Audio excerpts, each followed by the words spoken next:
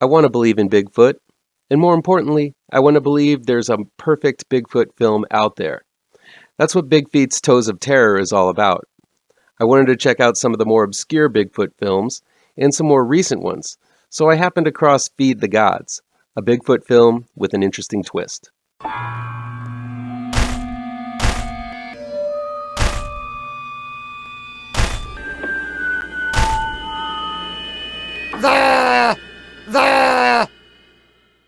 Welcome back to ML Miller Frights, a part of the Kings of Horror Network. I'm ML Miller. While you might be watching this video on the Kings of Horror Network, I urge you to click over to my ML Miller Frights YouTube page and give it a like. Please share with all of your buddies. Click subscribe to this channel, and don't forget to ring that bell for notifications. Feed the Gods was released in 2014. It's available on demand digital download and DVD from XLR Raider Media. It's also streaming on Tubi, and that's where I watched it. It's directed and written by Braden Croft.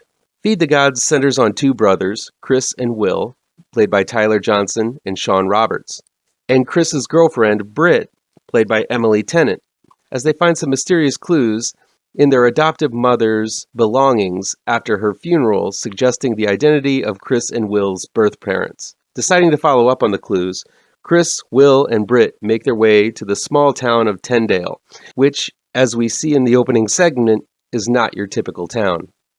Small statues and local lore seem to suggest the town worships a wild man, a creature that is reported to roam the thick forests that surround the closed community. The townsfolk are more than happy to welcome the trio into their city limits, but they don't want to let them leave. What I liked about Feed the Gods was that it approaches the Bigfoot story from an angle that is pretty original. The knowledge of the existence of Bigfoot by a small town has been done before, but it's done well here as it delves not only into the lives of the people stumbling into the creepy town, but the burden of that relationship on the townsfolk themselves.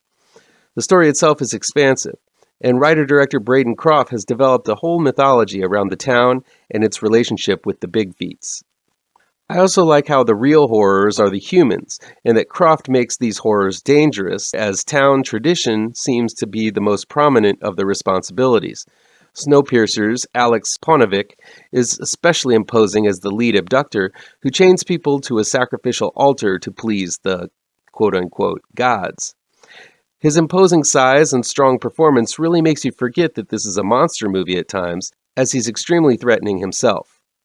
Resident Evil's Sean Roberts and The Killing's Tyler Johnson do a good job here as the siblings in search of their parents.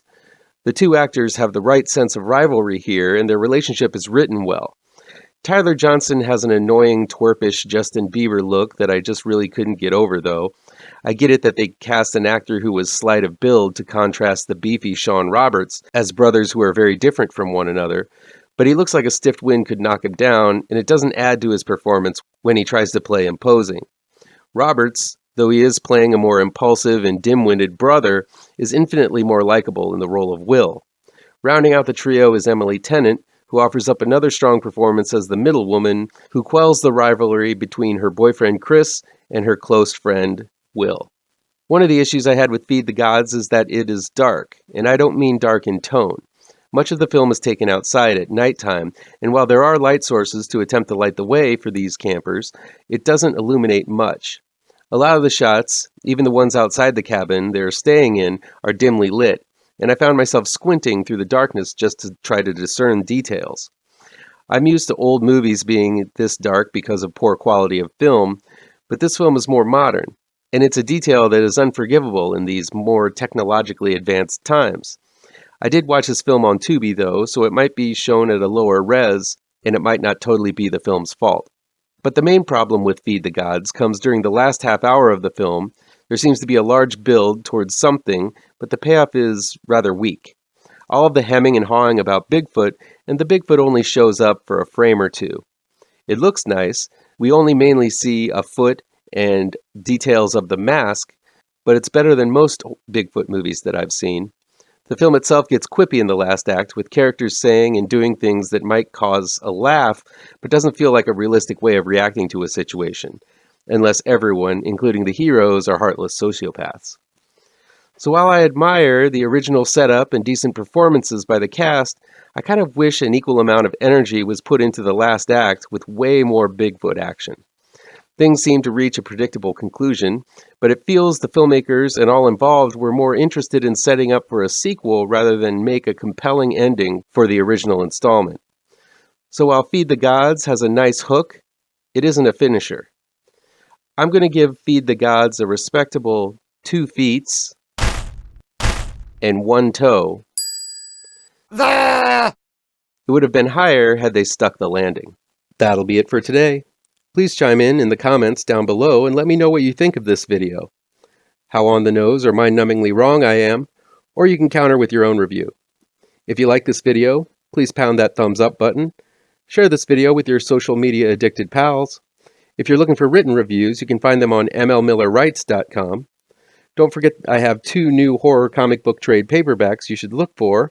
Both Grave Trancers and Pirouette, collecting never-before-published issues, can be found in only the finest of comic book stores right now.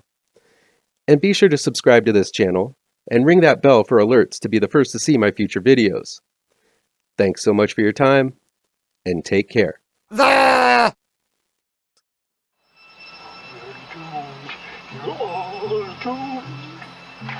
You're doomed